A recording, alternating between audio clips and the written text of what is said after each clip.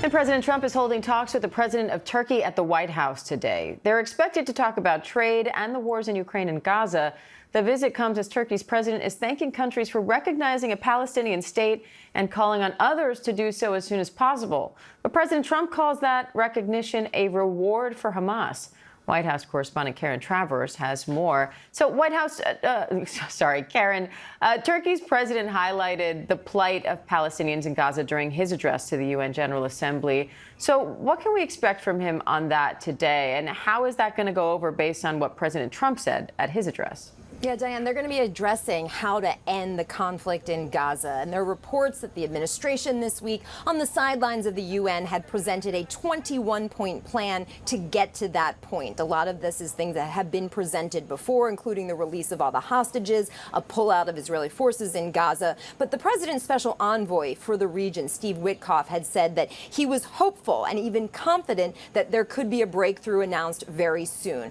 President Erdogan of Turkey was in a meeting that the president had on the sidelines of the UN General Assembly with leaders from Arab and Muslim majority nations. And after that meeting, he had said that it went very well. So we're waiting to see now more details that come out about this plan that the president and his team have presented and where that can go from here. President Trump has said he's always had a good relationship with Turkey's president, and they're going to be talking about trade issues, Gaza, and of course the war in Ukraine, and also U.S. and Turkish business relationships and investment between the two countries, specifically military deals.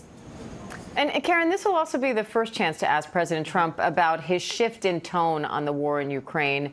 And it comes after the president's also threatening secondary sanctions on Russia. Turkey is one of their largest oil importers. So what are you watching for there?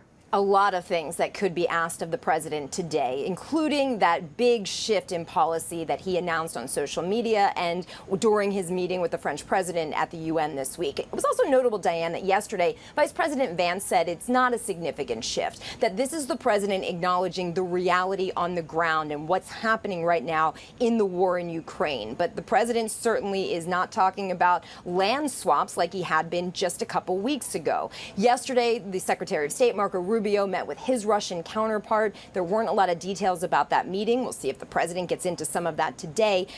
But, you know, when it comes to Russian oil, this is a big thing the president is pushing. We haven't seen new threats from the president on Vladimir Putin. Instead, he's putting the pressure on European countries, NATO countries, to stop purchasing Russian oil. Turkey is one of those remaining countries, and we'll see if the president today, when he's sitting side by side with President Erdogan, calls on Turkey to stop making those purchases or issues a threat of sanctions on a country like Turkey if they don't do that. Because if, as we remember, Diane, he's done that to India already.